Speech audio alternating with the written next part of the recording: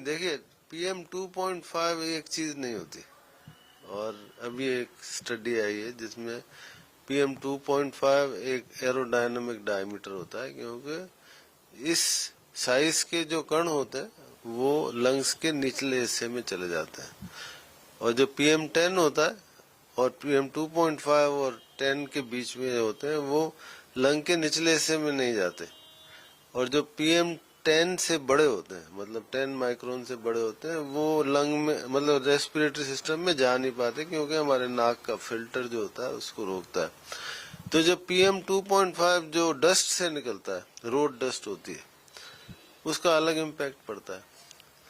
जो PM 2.5 petrol या diesel से निकलता है उसमें वोलेटाइल ऑर्गेनिक कंपाउंड्स होते हैं जो कैंसर भी करते हैं, एस्थमा भी करते हैं।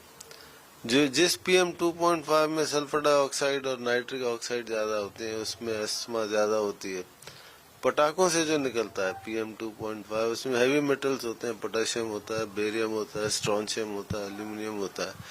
वो एक अलग तरह की बीमारी करते हैं। और वो पटाखों वाले जो ये हैवी मेटल होते हैं, एक बार जो अंदर जाते हैं बाहर नहीं जाते, वहीं हमेशा के लिए रुक जाते हैं।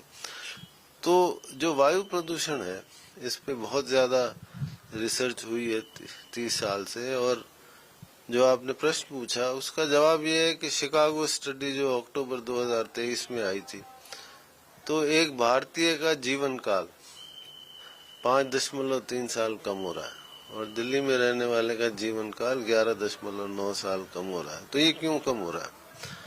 इसमें सिर्फ लंग की बीमारियां नहीं होती है, जैसे ब्रोंकाइटिस है, एस्थमा है, उससे इमीडिएट डेथ तो नहीं होती। लंग कैंसर है, लंग कैंसर जो है ना, पहले इसको हम पढ़ते थे कि 90% लंग कैंसर जो है ना वो स्मोकर्स में होता है, लेकिन अब जो रजिस्ट्री है उसमें 40% लंग कैंसर उनमें हो रहा है जो कि जिन्होंने कभी स्मोक ही नहीं किया। वो इसलिए है कि वायु प्रदूषण कई तरह का होता है, जैसे डीजल होता है, इसका हमारे पास वैज्ञानिक प्रमाण है कि डीजल के एक्सपोजर से लंग का कैंसर होता है। इसी तरह से बहुत सारे प्रदूषण है जिससे लंग कैंसर होता है। इसके अलावा जो आपने पार्टिकल्स की बात करी, PM 2.5 और PM 10, लेकिन कोई भी बात नहीं करता नैनो पार्टिकल्स की। नैनो पार्टिकल्स होते हैं जो कि अल्ट्रा फाइन पार्टिकुलेट मैटर कहते हैं, जिसकी साइज होती है लेस देन 0.1 माइक्रोन।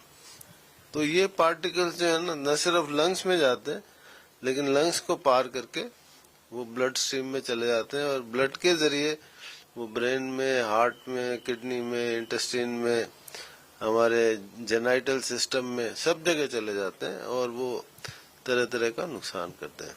तो ये पार्टिकल्स के बारे में बात है।